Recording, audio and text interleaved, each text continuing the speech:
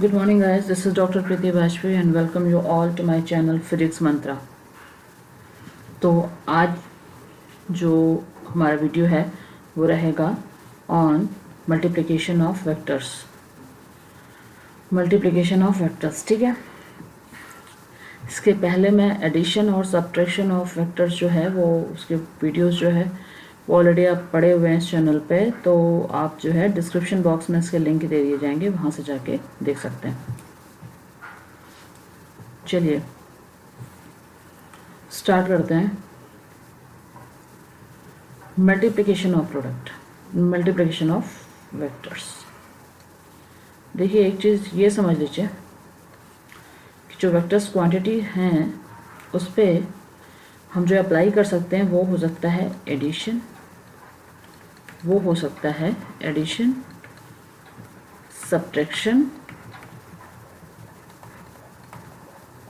And multiplication.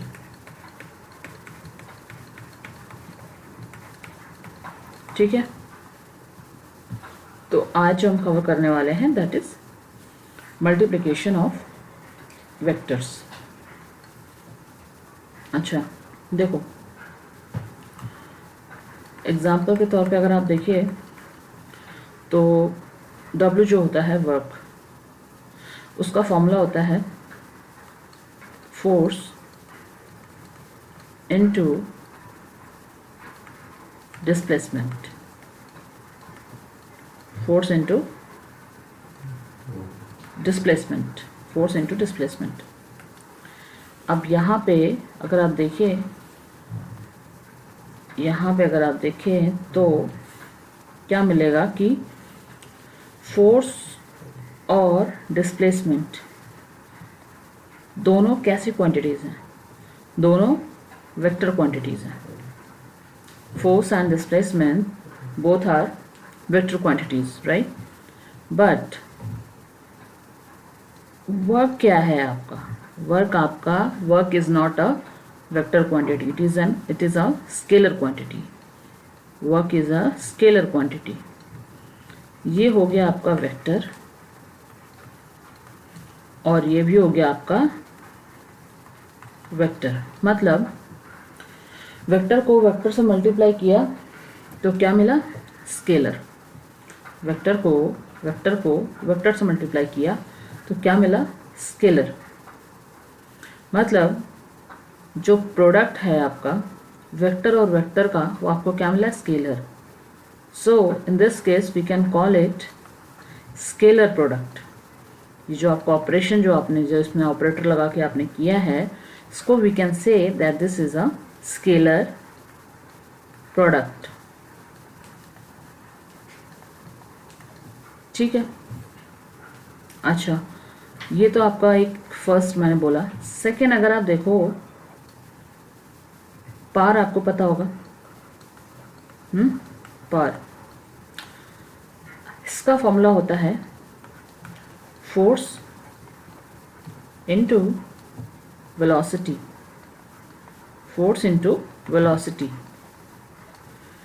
अब आप मुझे बताओ यहाँ पे जो मल्टीप्लिकेशन हो रहा है वो दो वेक्टर क्वांटिटीज़ का है या स्केलर का, या फिर मिक्स्ड है, मतलब वेक्टर और स्केलर का। तो देखो फोर्स जो है आपका ये भी वेक्टर क्वांटिटी है और आपका जो वेलोसिटी है वो भी एक वेक्टर क्वांटिटी है। So force and velocity both are vector quantities. लेकिन अगर पावर के बारे में पूछूं मैं, so this is not a vector quantity, this is a scalar quantity. ये है आपकी स्केलर। तो यहाँ से मतलब वापस से आप ये बोल सकते हो कि दो जब वेक्टर क्वांटिटीज़ को आप मल्टीप्लाई करा रहे हो तो आपको मिल रहा है स्केलर। ये भी आपका यहाँ पे वेक्टर था और वेलोसिटी भी आपकी वेक्टर थी। दो वेक्टर क्वांटिटीज़ को आपने मल्टीप्लाई कराया तो आपको जो उसका प्रोडक्ट मिल रहा है दैट इज़ अ स्केलर। तो इस केस में भी आप यही बोल सकते हैं कि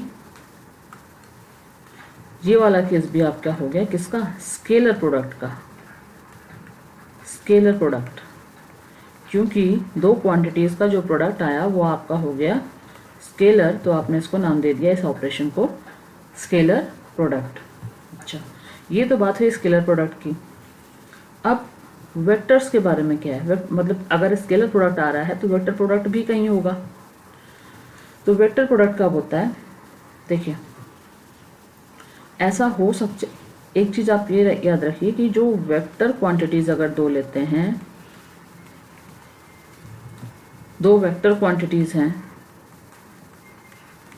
और इनको अगर आप मल्टीप्लाई कराते हो तो आपको रिजल्ट स्केलर भी मिल सकता है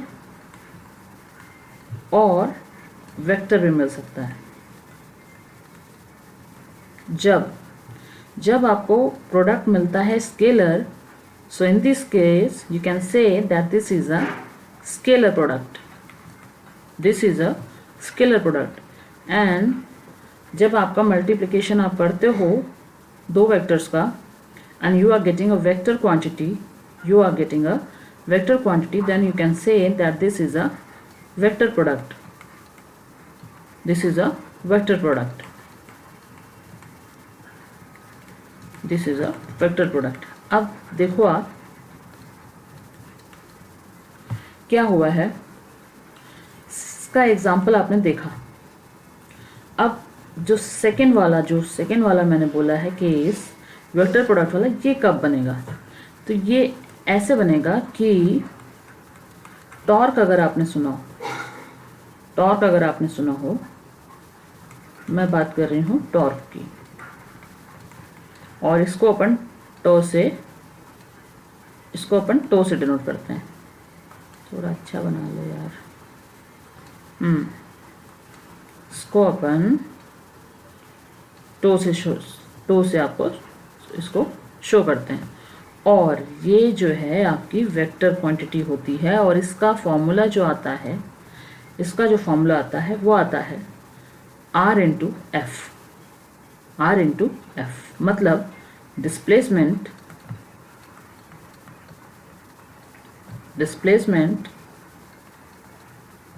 इनटू फोर्स। ठीक है, इसका जो एग्जैक्ट डेफिनेशन है, मतलब what is that is displacement and what about this force, वो आप डिटेल में बाद में जानेंगे। अभी मैं जस्ट फॉर्मूला के थ्रू बात कर रही हूँ। तो टॉ इज इक्वल टू होता है आपका डिस्प्लेसमेंट इनटू फोर्स। तो यहाँ पे डिस्प्लेसमेंट जो है वो कैसी क्वांटिटी है, डिस्प्लेसमेंट है आपकी वेक्टर क्वांटिटी, डिस्प्लेसमेंट आपकी है वेक्टर क्वांटिटी। ठीक है, ये मैं डिस्प्लेसमेंट की बात कर रही हूँ, displacement. So displacement and force both are vector quantities, और जब आपने दोनों को मल्टीप्लाई किया है then again you are getting a vector quantity, because this top is also a vector, this is also a vector quantity, displacement also a vector and force also a vector quantity। ठीक है, तो इस case में ये आपका second case है, जब आपने वेक्टर को वेक्टर से मल्टीप्लाई किया और आपको आंसर जो है, यानी कि उसका जो प्रोडक्ट है वो आपको मिल रहा है vector. So in this case you can say that this is example for vector product, because you are getting a vector product in this multiplication। ठीक है, ये हो गया आपका वेक्टर प्रोडक्ट। समझ आई बात? अच्छा, अब ये तो एग्जांपल्स के बारे में बात हुई। अब आप ये देख लो कि जो आपका स्केलर प्रोडक्ट होता है, जिसको अपन स्केलर प्रोडक्ट बोलते हैं, जिसको अपन क्या बोलते हैं, स्केलर प्रोडक्ट बोलते हैं, उसको ही बोलते हैं, उसका ही नाम दिया गया है डॉट प्रोडक्ट, क्योंकि उसको ही बोलते हैं डॉट प्रोडक्ट, क्योंकि उसको रिप्रेजेंट करते हैं एक डॉट से। ठीक है, और जो आपका वेक्टर प्रोडक्ट है, उसको नाम दिया गया है क्या, क्रॉस प्रोडक्ट। उसको नाम दिया गया है क्रॉस प्रोडक्ट, और इसको अपन रिप्रेजेंट करते हैं क्रॉस से। ये हो गया डॉट प्रोडक्ट और ये हो गया आपका क्या, वेक्टर प्रोडक्ट। अच्छा, एक केस इसमें और जो रह गया वो देख लो आप। अगर किसी स्केलर क्वांटिटी को आप मल्टीप्लाई करते हो वेक्टर के साथ, तब क्या मिलेगा? तब जो इसका प्रोडक्ट मिलेगा that will be a vector, that will be a vector. जैसे एग्जाम्पल के तौर पे आप देख लो, मैं बोलूँ अगर 5 न्यूटन फोर्स, तो मैं बोल रही हूँ 5 न्यूटन फोर्स की बात कर रही हूँ मैं,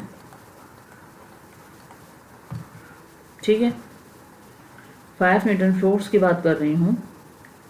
और जब फोर्स की बात कर रही हूँ बिकॉज ये क्या है, ये है आपका वेक्टर क्वांटिटी। तो जब ये वेक्टर क्वांटिटी है और आप यानी कि इसकी फोर्स, इसमें मैग्नीट्यूड भी होगा आपका और डायरेक्शन भी होगा। तो जब 5 न्यूटन फोर्स की आप बात कर रहे हो तो जो आंसर आएगा वो 5 न्यूटन फोर्स ही आएगा ना, वो 5 न्यूटन फोर्स ही आएगा। यानी कि अभी थोड़ा आप मैं अभी आपको कार्टेशियन फॉर्म में नहीं बता रही हूँ, क्योंकि कार्टेशियन फॉर्म में नेक्स्ट आने वाली हूँ, उसमें थोड़ा सा चीज़ें ज़्यादा क्लियर हो जाएंगी। तो कुल मिला के जब स्केलर क्वांटिटी को वेक्टर क्वांटिटी के साथ में मल्टीप्लाई कराया जाता है तो फाइनली अपन को वेक्टर क्वांटिटी ही मिलती है, क्योंकि scalar is just a number. Scalar quantity means just a number. जब किसी भी नंबर का आप उसमें वेक्टर में मल्टीप्लाई करा रहे हो तो वो वेक्टर की डायरेक्शन तो नहीं चेंज होने वाली है ना, वेक्टर तो वेक्टर ही रहेगा। तो वो वेक्टर जो है आपका वो वेक्टर ही बन गया, ये आ गया। अच्छा, तो ये आपका हो गया केस, 3 केस बन गए आपके। जब आपने वेक्टर को वेक्टर से मल्टीप्लाई किया, जब आपने वेक्टर को स्केलर से मल्टीप्लाई किया, और जब कोई स्केलर आपका वेक्टर के साथ में मल्टीप्लिकेशन हुआ तब, ठीक है। अच्छा देखो, जैसे मैंने अभी यहाँ पे आपकी बात की थी वेक्टर और स्केलर की, यानी कि हमारा था केस, शायद से हमारा केस था आपका W वाला, है ना, जो W वाला था केस ये था आपका। इसमें हाँ, ये तो वेक्टर था, इसमें आपने वेक्टर टू वेक्टर किया था। दूसरा आपका हो गया था वेक्टर टू वेक्टर ही था, दूसरा भी। और तो यानी कि पहला जो था उसमें आप वेक्टर को वेक्टर से मल्टीप्लाई करा रहे हैं जब, तो आपको स्केलर मिल रहा था, दूसरे में आपको वेक्टर मिल रहा था। यानी कि ये अगर रिवीजन करें तो अपन पहुंचते हैं यहाँ पे, ये आपका पहला केस था जब आपने वेक्टर को वेक्टर के साथ मल्टीप्लाई किया था। एक वेक्टर ये था, दूसरा वेक्टर ये था, इन दोनों को मल्टीप्लाई किया और आपको मिला ये स्केलर। फिर आपने दोनों को मल्टीप्लाई किया और आपको मिला ये वेक्टर, ठीक है। तो अभी यहाँ पे दोनों केस आपने जो देखे हैं वो थे कि जब आपने वेक्टर को वेक्टर से मल्टीप्लाई किया है तो आपको क्या मिला, तो आपको ये मिला था, ठीक है। और उसी के हिसाब से आपने नेमिंग कर दी थी कि एक बन गया स्केलर प्रोडक्ट, और दूसरा जहाँ पे आपका प्रोडक्ट जो है वो जो रिजल्टेंट है आफ्टर मल्टीप्लिकेशन वो अगर स्केलर मिला तो आपने उसका नाम रख दिया स्केलर प्रोडक्ट, जब वेक्टर मिला तो आपने बोल दिया कि ये आपका वेक्टर प्रोडक्ट है। फिर आपने तीसरा एक और एग्जाम्पल देखा जिसमें वेक्टर को वेक्टर से जब मल्टीप्लाई किया तो वेक्टर मिलता है। हाँ, मतलब ये इसका एग्जाम्पल था आपका सेकेंड वाले का, ठीक है। अब इन दोनों के अलावा यानी कि अभी तक जो हम देख रहे थे वो था वेक्टर को वेक्टर से मल्टीप्लाई किया, मैं ये नेक्स्ट जो यहाँ पे बताई हूँ that is your third example, जब मैंने स्केलर को मल्टीप्लाई किया है वेक्टर के साथ, तो भी आपको प्रोडक्ट क्या मिलने वाला है, वेक्टर, ठीक है। So this was just an example. अभी नेक्स्ट, हाँ तो देखिए ये आपका था डॉट प्रोडक्ट को जो रिप्रेजेंट कर रहे थे वो डॉट से रिप्रेजेंट कर रहे थे। फिर फॉर्मूले पे आते हैं। अगर दो वेक्टर आपके पास है ए और बी, दोनों का डॉट प्रोडक्ट कराना है तो आपने बोल दिया A dot B equal to mod of A mod of B cos theta, जहाँ पे जो थीटा है वो आपका है angle between these two vectors A and B. अच्छा, अभी देखो एक्चुअली जब बात करते हैं ए डॉट बी की तो पहला वेक्टर आपका ए हो गया और दूसरा हो गया बी, ठीक है। तो इस केस में अपन एंगल पे थोड़ा सा ध्यान दीजिएगा कि ये एंगल आपका होगा ए से बी की ओर, ए से बी की ओर। दूसरी बात, जो ए बी कॉस थीटा लिखा है, जो ए बी कॉस थीटा लिखा है, एग्जैक्ट इसका मतलब क्या है? इसका मतलब ये है जब आपने मल्टीप्लाई कराया है ए के साथ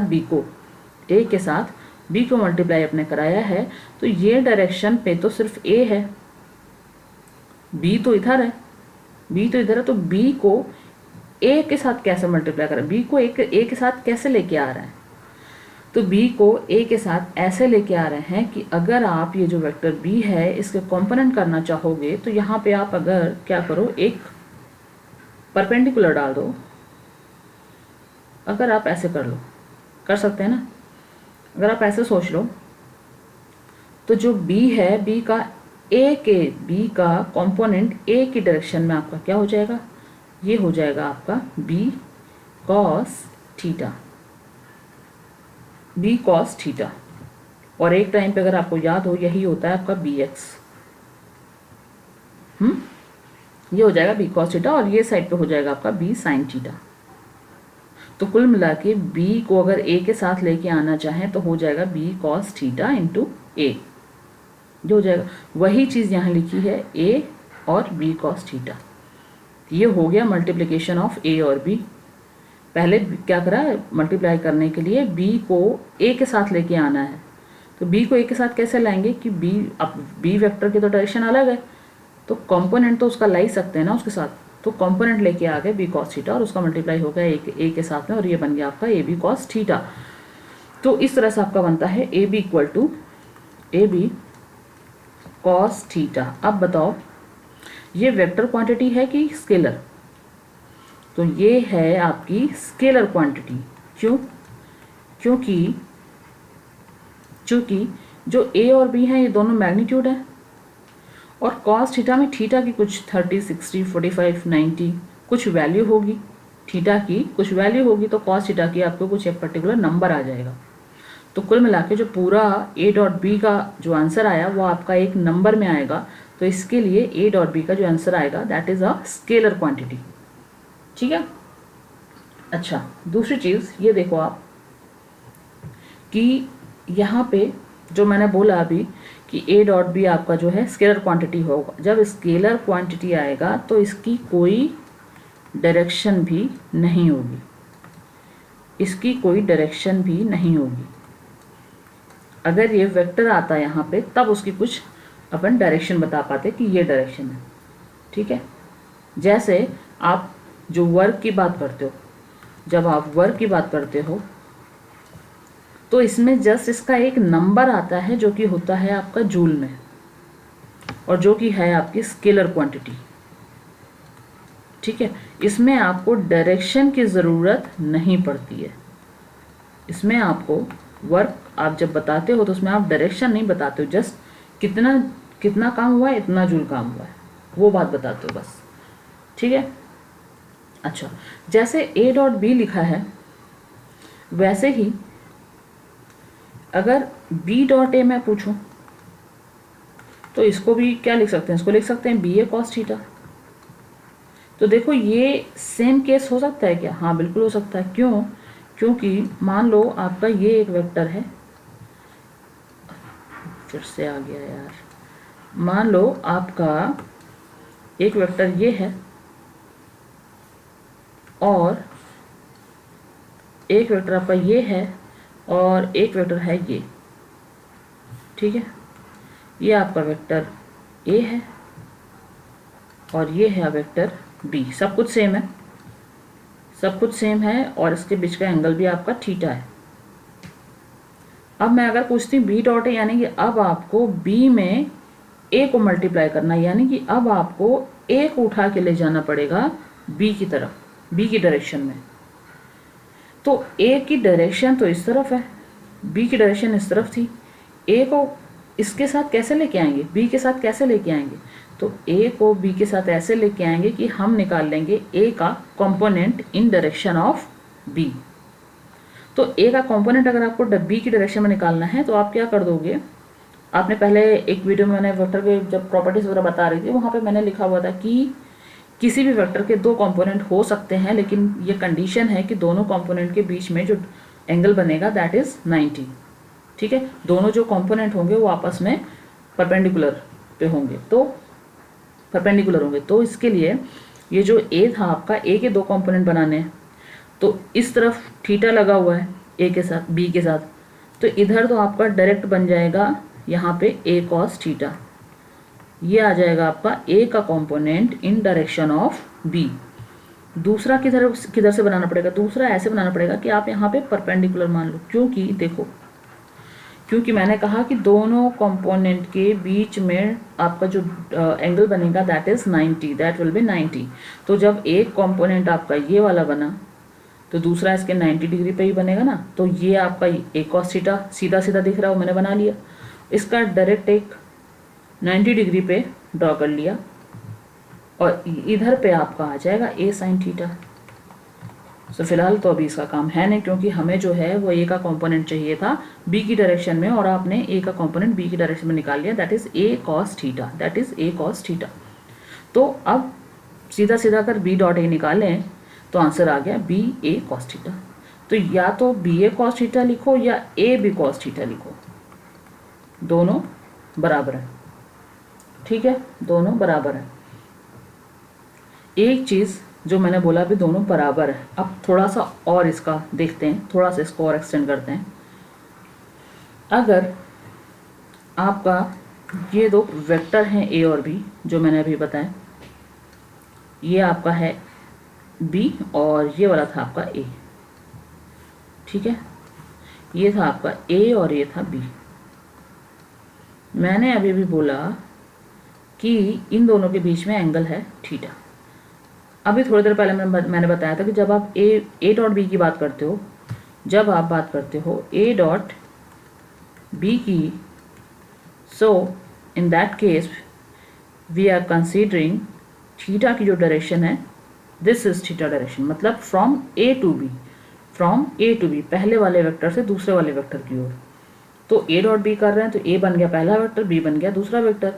तो ए से जो बी की डायरेक्शन होगी वो आपको दिखेगी ए डॉट बी में, वो दिखेगी आपको ए डॉट बी में। सो यहाँ पे लिख लेती हूँ मैं कि यहाँ पे जो थीटा होगा उसकी डायरेक्शन होगी फ्रॉम ए टू बी। लेकिन जब बी डॉट ए अगर मैं निकालने के लिए बोलती हूँ आपको to find out B dot A, उस केस में क्या हो जाएगा, अब यहाँ पे क्या हो जाएगा, जब ए डॉट बी करा था तब डायरेक्शन किधर थीटा के लिए रहते हैं, फ्रॉम ए टू बी। अब जब बी डॉट ए कर रहे हैं तो डायरेक्शन हो जानी चाहिए थीटा की फ्रॉम बी टू ए, हो जानी चाहिए ना, फ्रॉम बी टू ए। अच्छा ठीक है, सो कर दो बी टू ए, तो बी ये था, ए ये है, तो एंगल कौन सा हम कंसीडर कर पाएंगे, एंगल कंसीडर अपन कर पाएंगे B to A, outer side पे बी टू ए, ये वाला। ठीक है, तो चलो जो अभी मैंने लिखा उसी हिसाब से अभी कैलकुलेशन कर लेते हैं, देखते हैं क्या आता है फॉर्मूला डॉट प्रोडक्ट का। तो इसका मतलब ये हुआ कि जब ए डॉट बी लिखा, जब ए डॉट बी लिखा तो मैंने बोला कि mod of A mod of B cos theta, तो कॉस थीटा डायरेक्ट हो गया था एंगल बिटवीन ए बी, तो यहाँ से तो अपन डायरेक्ट लिख सकते थे कॉस थीटा। ठीक है, जब दोबारा पूछा मैंने कि अब बताओ बी डॉट ए, फिर आपने सोचा कि अभी तो एंगल चेंज हो गया तो शायद कुछ चेंज हो जाएगा, तो नहीं, ऐसा कुछ नहीं होने वाला है, ये जस्ट एक फिजिकल इंटरप्रिटेशन था टू कैलकुलेट डॉट प्रोडक्ट, लेकिन इसका जो फाइनल रिजल्ट है वो चेंज होने वाला नहीं है, क्योंकि जब बी डॉट ए निकालेंगे तो आप क्या कर दोगे, बी का मैग्नीट्यूड, ए का मैग्नीट्यूड और cos of angle between A and B and A, तो ये रहा आपका बी और ये रहा ए। बी से ए की ओर आप एंगल लेके आए और ये आपका बन जाता है 360 माइनस थीटा, और 360 माइनस थीटा होता है cos theta. Cos of 360 minus theta होता है कॉस थीटा, तो आपका बन जाएगा B A cos theta. So again you can say that A dot B equal to B dot A। ये प्रॉपर्टी जो है वो कुछ शो कर रही है, और ये एक्चुअली है आपकी, ये है आपकी कम्यूटेटिव लॉ। ये है कम्यूटेटिव लॉ जो कि डॉट प्रोडक्ट आपका फॉलो करता है। ठीक है, ये है कम्यूटेटिव लॉ जो कि आपका डॉट प्रोडक्ट फॉलो करता है। ठीक है, अच्छा एक चीज़ और देख लो आप, जो यहाँ पे मैंने कंपोनेंट वाली बात बताई थी, तो अगर मैं आपको पूछ दूँ कि एक डायरेक्शन दी गई है, कोई वेक्टर ए की, मैं पूछ दूँ आपको ए बी निकालना है, आप एक ही डायरेक्शन में, मतलब ये आपको एक ए बी दे दिया गया और ये आपका ए दे दिया गया, मैंने पूछ दिया कि मुझे जो है आप एक ही डायरेक्शन में, सिंगल डायरेक्शन में मल्टीप्लाई करके दिखाओ, मेरे को ए बी चाहिए, ए बी चाहिए। तो बस आप क्या करने वाले हो, आपको लगेगा इसी डायरेक्शन में, एक ही डायरेक्शन में दोनों को कैसे लेके आएँ, एक ही डायरेक्शन में दो वेक्टर को कैसे लेके आएँ।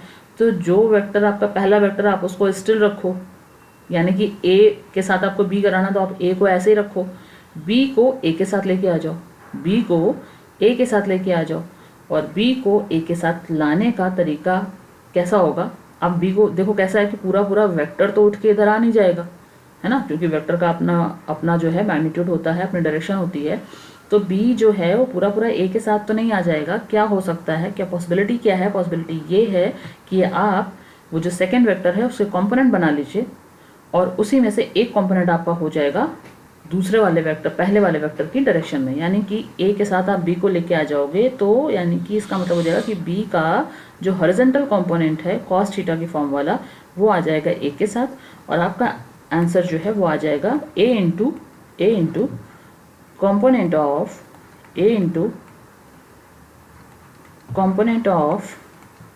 B in direction of A. ठीक है, और इसी तरह से जब आपको बी और ए का प्रोडक्ट पूछा जाएगा, बी डॉट ए पूछा गया आपको, तो आपने बोल दिया कि इसका आंसर हो जाएगा बी। ठीक है, magnitude of B into component of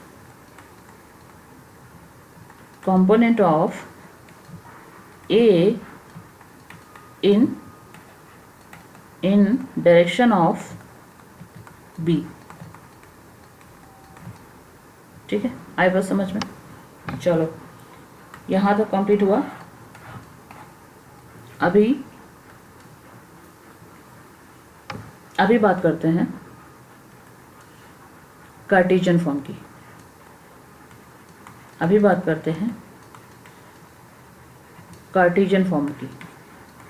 Cartesian form of vector.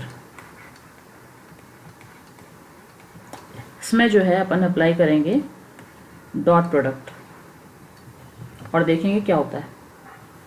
देखो, जब मैंने बात की कार्टेशियन फॉर्म की, तो उसमें क्या आ जाता है, उसमें आ जाता है आपका, ये हो गया आपका वाई डायरेक्शन, ये हो गई आपकी एक्स, ठीक है, और ये हो गया आपका जेड।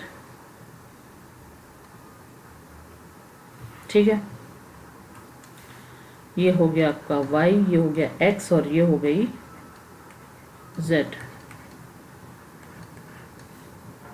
ये जो एक्स डायरेक्शन है, इस तरफ आपका बन जाता है कौन सा यूनिट वेक्टर, आई। यानी कि जब एक्स डायरेक्शन में आपको किसी ऑब्जेक्ट का मूवमेंट डिस्क्राइब करना होता है, तो आप आपको वेलोसिटी एक्स डायरेक्शन में शो करनी है, तो आप जो मैग्नीट्यूड होगा वेलोसिटी का, वो और उसका डायरेक्शन कौन शो करेगा, उस वेक्टर का यूनिट वेक्टर, यानी कि आई। तो एक्स डायरेक्शन में किसी ऑब्जेक्ट का मूवमेंट दिखाने के लिए आपको जो यूनिट डायरेक्शन ज़रूरत पड़ती है वो होती है आई, और वाई डायरेक्शन में इसी तरह से आप यूज़ कर लेते हो क्या, जे, और जेड डायरेक्शन में आपका हो जाएगा यूनिट वेक्टर के।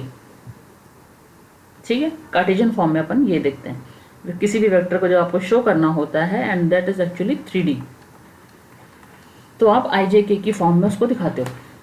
चलिए देखते हैं। तो इस केस में अगर आपको कोई वेक्टर दिया होगा ए, जो कि दिया रहेगा आपको x1i plus y1j plus z1k, और एक आपको दिया रहेगा b, जो कि हो जाएगा आपका x2i plus y2j plus z2k। ठीक है, मैं पूछूंगी आपको a डॉट बी। जब आप a डॉट बी करोगे तो आपको लिखना पड़ेगा x1i plus y1j plus z1k dot dot x2i plus y2j plus z2k, ये लिखोगे आप। ठीक है, अब इसमें क्या करोगे, इसमें ये करोगे कि जो अब इसका आप डॉट प्रोडक्ट कुल मिला के करना है आपको। ठीक है, डॉट प्रोडक्ट में अब आपको तो पता ही नहीं है कि जब आप x1 x2 करोगे, ठीक है, हो जाएगा, लेकिन इसके साथ जो i लिखा है उसका क्या होगा, जो j लिखा है उसका क्या होगा, जो k लिखा है उसका क्या होगा। तो आपको पता होना चाहिए कि जब i डॉट प्रोडक्ट करती है i के साथ में तो क्या होता है, i जब डॉट प्रोडक्ट करेगा आपका j के साथ तो क्या होगा, और जब डॉट प्रोडक्ट करेगा k के साथ तो क्या होगा, और इसी तरह से आपका जब j जो है वो डॉट प्रोडक्ट करेगा i के साथ तो क्या होगा, j जब j के साथ आएगा तो क्या होगा, j जब k के साथ आएगा तो क्या होगा। तो इस तरह से आपको ये पता होना ज़रूरी है।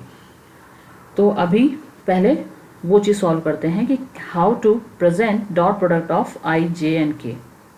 ठीक है, तो देखो, अगर मैं बोलूँ आई डॉट आई दो मैंने यूनिट वेक्टर का आई डॉट आई किया, तो जिस हिसाब से जो मैंने ऊपर फॉर्मूला बताया था आपको A dot B equal to A B cos theta, तो वो अगर वो फॉर्मूला आप अगर इस पे लगाते हो तो क्या आना चाहिए, आई डॉट आई, यानी कि एक आई को आप ए समझ लो, एक आई को आप बी समझ लो। तो आप कैसे करने वाले थे, आप ऐसे करने वाले थे कि mod of A and B और फिर कॉस थीटा।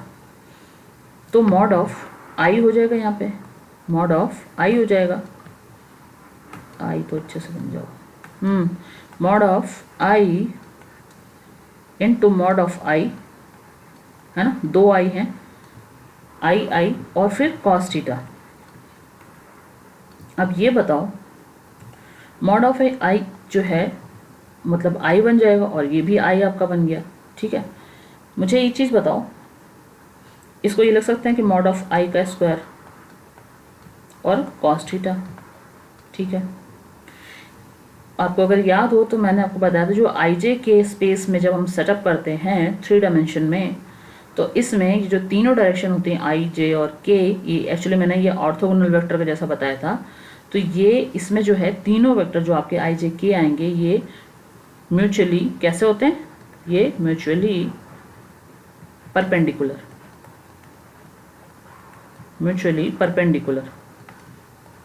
होते हैं ना, यानी कि तीनों का आपस में एंगल तीनों के बीच में कितना है, 90। यानी कि यहाँ पे थीटा की वैल्यू अगर, अब देखो, हाँ अच्छा ओके, ये बात आप याद रखो, अभी काम आएगी।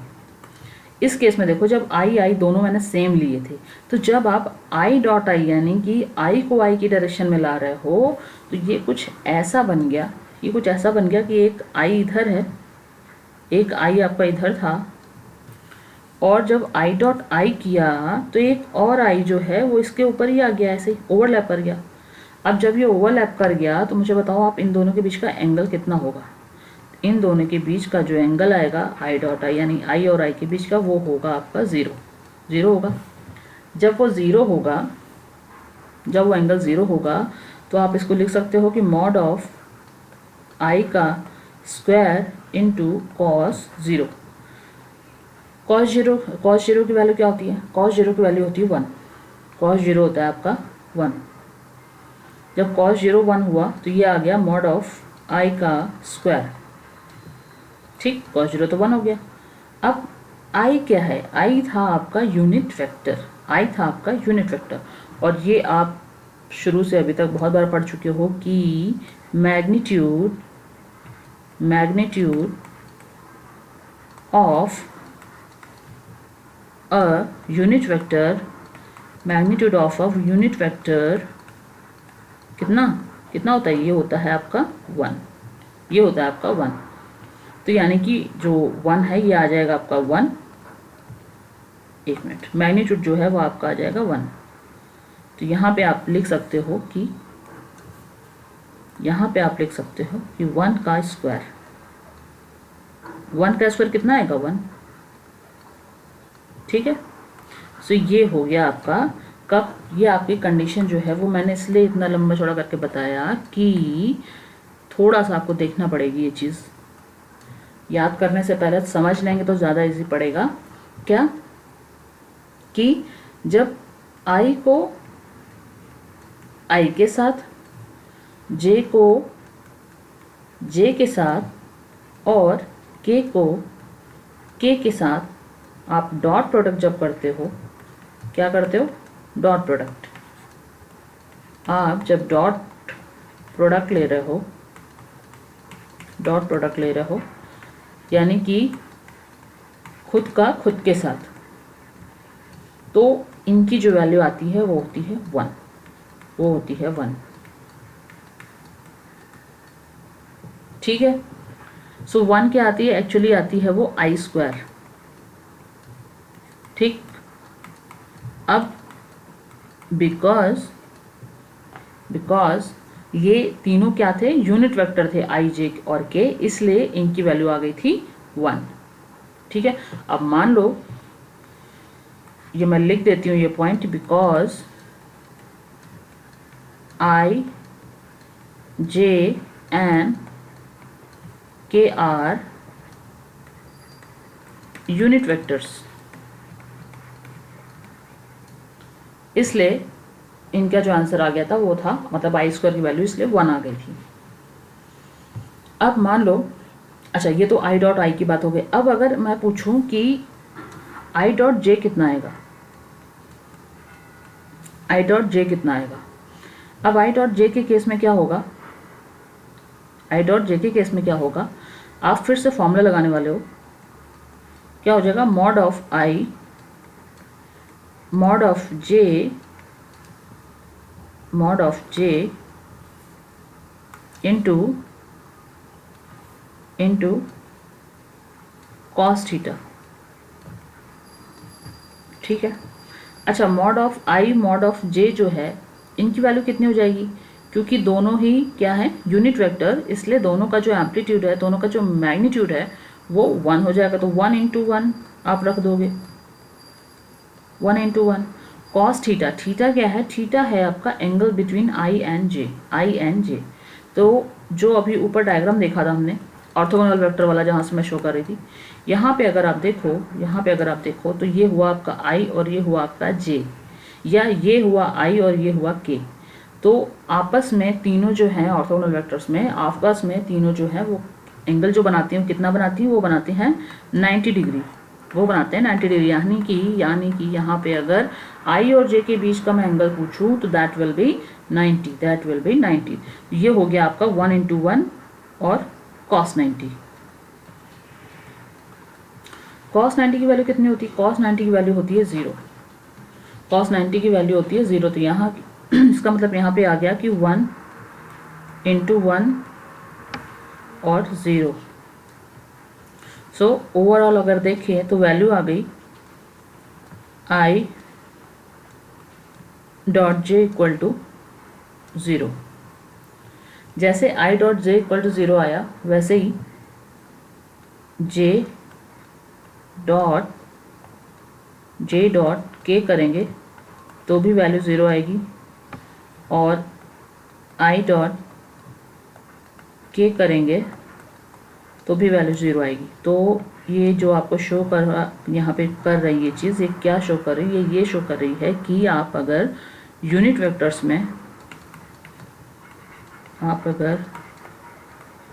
वेक्टर्स में जो मल्टीप्लिकेशन लोगे, यूनिट वेक्टर्स में जब आप मल्टीप्लिकेशन करोगे, और मल्टीप्लिकेशन में अगर आप क्या करते हो, i का i के साथ या j का j के साथ और k का k के साथ, यानी कि सेम यूनिट वेक्टर का आपस में डॉट प्रोडक्ट लेते हो, तो उसका आंसर जो है वो आपका आ जाएगा 1, क्योंकि ये यूनिट वेक्टर इसलिए 1 आ गया, अदरवाइज जो आता है वो स्क्वायर में आएगा। और अगर डिफरेंट यूनिट वेक्टर लोगे, यानी कि i को लोगे मान लो j के साथ या i को k के साथ, तो जो वैल्यू आ जाएगी वो आ जाएगी आपकी 0। क्यों आ जाएगी 0? क्योंकि जो थीटा बना था आपका दोनों के बीच का वो हो जाएगा 90, और इस वाले केस में आपका जो थीटा बना था वो हो गया था आपका 0। ठीक है, तो cos 0 की वैल्यू 1 हो गई थी, तो ये मैक्सिमम वैल्यू आ गई थी 1, और 90 की वैल्यू 0 हो गई थी, cos 90 की वैल्यू, तो इस ओवरऑल 0 आ गई, ओवरऑल जो वैल्यू आ गई डॉट प्रोडक्ट की वो आ गई 0। ठीक है, सो ये हुआ आपका dot product of unit vectors, dot product of unit vectors.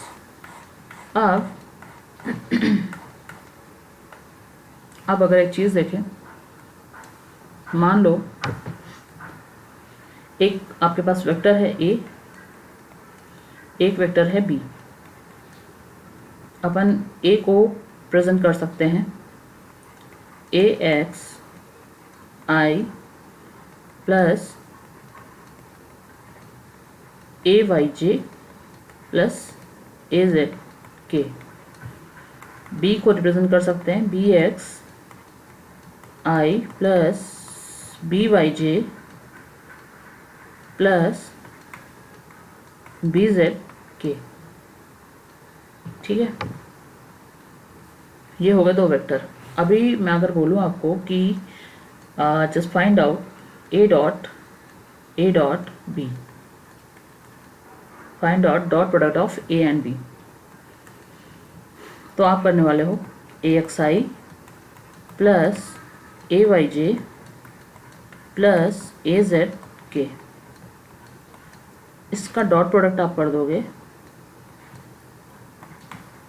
bxi plus byj plus bzk।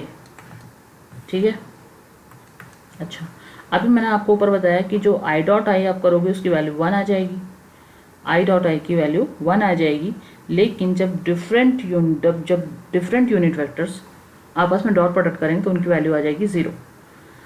इसका मतलब जब आप axi को ला रहे हो bxi के साथ, इनका जब डॉट प्रोडक्ट आप करा रहे हो, ठीक है, तो i डॉट ax bx तो मैग्नीट्यूड है, वो तो साथ में आ ही जाएंगे, यानी कि ax bx तो होगा ही, i डॉट i भी होगा, i डॉट i भी होगा, और ये होगा आपका i स्क्वायर, और यूनिट वेक्टर है तो i स्क्वायर की वैल्यू भी क्या आ जाएगी 1। तो कुल मिला के जो आपका आएगा ये कंपोनेंट, ये आएगा आपका ax bx। फिर जब आप axi को लाओगे किसके साथ, byj के साथ, अब आप देखो आपके जो कंपोनेंट है वो साथ में आ जाएंगे, अगेन ax by, लेकिन अभी आपका जो यूनिट वेक्टर साथ में आ रहा है दैट इज i और j, और i डॉट j जब करोगे तो आपको आंसर मिलेगा i डॉट j करोगे आप तो आपको इसका आंसर आएगा 0, क्योंकि i डॉट j जो हो जाएगा उसकी वैल्यू हो जाएगी 0। इन द सेम वे अगर आप axi को साथ में लाओगे bz के, तो फिर से आपका जो मैग्नीट्यूड है, जो कंपोनेंट है ax और bz वो साथ में आ जाएंगे, ax bz तो हो जाएगा क्योंकि ये एक नंबर होंगे, मैग्नीट्यूड है तो कुछ नंबर होंगे, लेकिन जब आप i और k को साथ लाओगे, आई और के को साथ लाओगे तो आपकी वैल्यू हो जाएगी 0, क्योंकि आई और के दोनों अलग अलग यूनिट वेक्टर हैं और अलग अलग यूनिट वेक्टर का जब डॉट प्रोडक्ट कराओगे तो आपको आंसर मिलेगा 0। क्यों? क्योंकि जो उनके बीच में एंगल रहेगा कॉस, जो आप कॉस थीटा निकालोगे वो रहेगा 90 और कॉस 90 की वैल्यू होती है 0।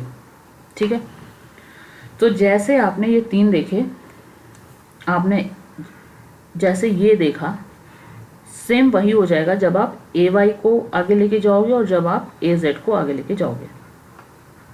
सो कुल मिला के जो ए डॉट बी आपको मिलेगा जब आप सारा कैलकुलेशन करके रखोगे तो आपको जो ए डॉट बी मिलेगा वो क्या मिलेगा, आंसर में क्या क्या आएगा। आंसर में देखो आएगा जहाँ जहाँ पे आपको आई डॉट आई मिल रहा होगा, यानी कि A X B X I dot I plus plus, जहाँ जहाँ पे आपको जे डॉट जे मिल रहा होगा, यानी कि A Y B Y J dot J, plus जहाँ जहाँ पे आपको क्या मिल रहा होगा, के डॉट के, यानी कि ए Z B Z K dot के। क्योंकि यही तीनों जो क्वांटिटीज़ हैं यही आपको कुछ वैल्यू देने वाली हैं। बाकी अगर आप आई को जे के साथ और के के साथ ले जाएंगे तो आपको वैल्यू 0 मिलने वाली है। इसी तरह आप अगर जे को आई और के साथ ले जाने वाले हैं तो आपको वैल्यू 0 मिलेगी, और इसी तरह से आप के को आई और जे दोनों के साथ लाएंगे तो आपकी वैल्यू आपको 0 मिलने वाली है। तो आपको जो आंसर जो डॉट प्रोडक्ट का आएगा वो सिर्फ यही तीनों क्वांटिटी होंगी जो आपको कुछ आंसर देने वाली हैं।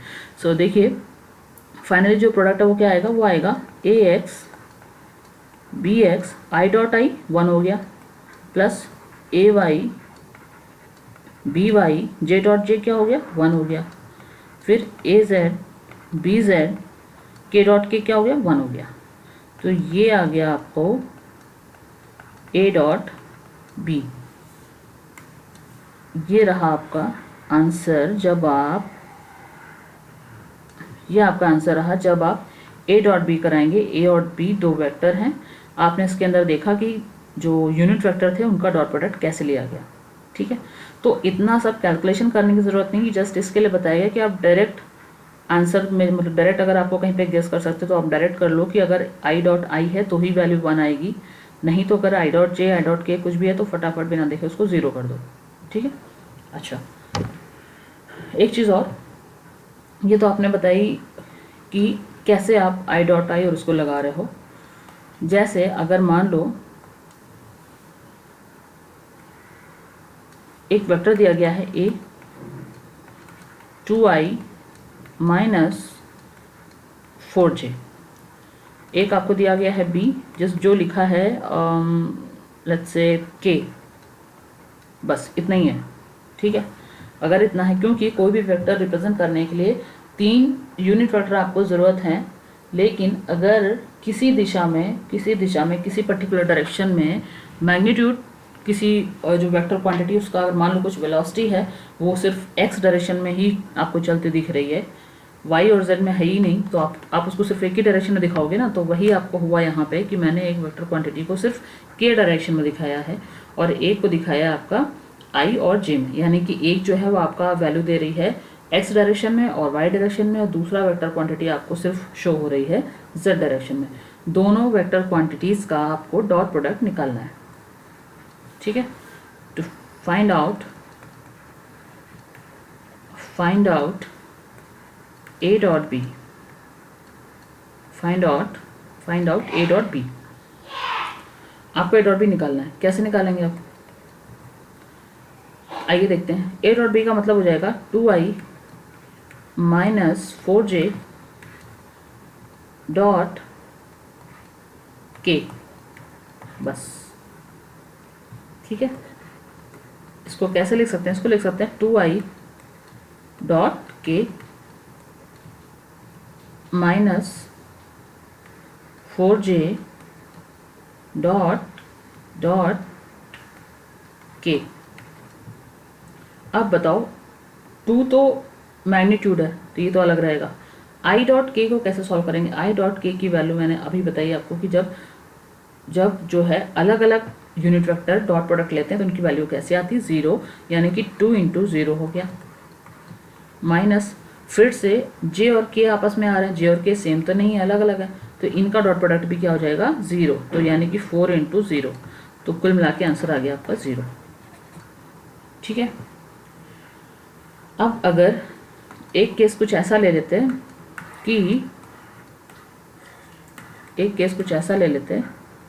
कि आपका एक वेक्टर है a, let's suppose this is I plus 4j minus 3k, और एक होगा आपका 3i plus 2j plus 6k। अब अगर आपको इसका a डॉट भी निकालना है तो कैसे निकालेंगे, ये हो जाएगा आपका 2i plus 4j minus 3k dot 3i dot, वो क्या हो रहा है,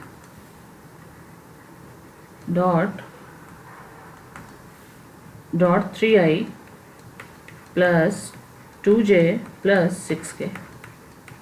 अब आप इसको कर लो, कैसे होगा, ये ऐसे होगा कि 2i डॉट 3i होगा, 2i dot 3i plus 4j dot 3i, 4j dot 3i और माइनस 3k डॉट 3i। अब देखो, मैंने सिर्फ आपको ये पूरा सॉल्व नहीं करूँगी, लंबा हो जाएगा, आप सिर्फ ये देखो कि जब i को i के साथ ला रहे थे तो 1 हो जाएगा, i को j के साथ ले जा रहे थे तो कुल मिला के आप यहाँ से ये देख सकते हो। मैं डायरेक्ट सॉल्व करती हूँ, मैंने अभी पीछे बताया था, आपको वैल्यू सिर्फ वही बचेगी जो आपको डॉट प्रोडक्ट में 1 दे, यानी कि i डॉट i बचेगा, j डॉट j बचेगा और k डॉट k बचेगा। तो यहाँ से इस इक्वेशन में अगर आप देखो, इसको मैं हटा देती हूँ अभी, यहाँ से अगर आप इसको देखो तो मुझे बताओ आप i डॉट i क्या बचेगा, j डॉट j क्या होगा और k डॉट k के साथ में क्या होगा। तो आप ये देखो, इधर अभी मैंने दिखाया था a डॉट b आप जब करोगे तो आपको जस्ट यही बचेगा, ax bx ay by az bz। ठीक, सो आपका आ गया। अगर देखा जाए तो यहाँ पे ax ये था, ay ये था, az ये था, bx by bz, तो कुल मिला के i डॉट i डायरेक्ट करो, i डॉट i क्या बचा, 3 दूनी 6, 3 2 6, i डॉट i 1 हो गया, प्लस j डॉट j 1 हो गया, 4 2 8, माइनस क्यों, क्योंकि ये यहाँ पे माइनस साइन लगा हुआ था, तो जब दो क्वांटिटीज़ का आप मल्टीप्लाई करोगे तो माइनस साइन लेगा, तो माइनस 6 3 18, k डॉट क्या हो गया 1, k डॉट की क्या होगा 1 होगा, और टोटल आपका जो बचता है वो आपका बचता है 8 से 14 माइनस 4। ठीक है, आपका बचेगा -4 और ये रहेगा आपका आंसर। और फिर देखो आप, फिर ये देखो कि आप यहाँ पे क्या कर रहे हो, आप कर रहे हो मल्टीप्लिकेशन कर रहे हो, यानी कि डॉट प्रोडक्ट ले रहे हो। चलो लिख लेती हूँ डॉट प्रोडक्ट, आप डॉट प्रोडक्ट ले रहे हो किसका, of two vectors A and B. आप दो वेक्टर्स का डॉट प्रोडक्ट ले रहे हो और आपको आंसर जो है यहाँ पे क्या आ रहा है, स्केलर। आपको आंसर क्या आ रहा है, स्केलर, क्योंकि आपको जो आंसर आया है वो आया है एक नंबर जो कि है आपका -4। ठीक है,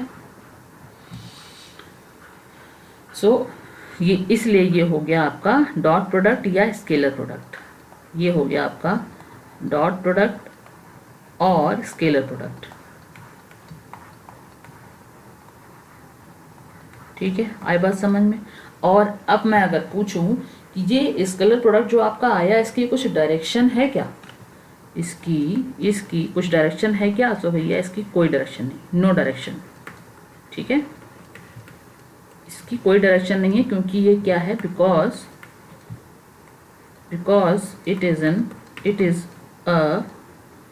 it is a scalar quantity, it is a scalar quantity.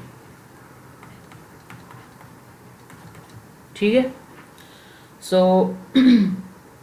I think जो बेसिक जितना मैं बता सकती थी आपको स्केलर प्रोडक्ट के बारे में, डॉट प्रोडक्ट के बारे में, वो आपने सारा देखा है यहाँ पे। अब नेक्स्ट वीडियो जो मैं लेके आऊँगी that will be on cross product और vector product. Thanks for watching my video, meet you next video, thanks.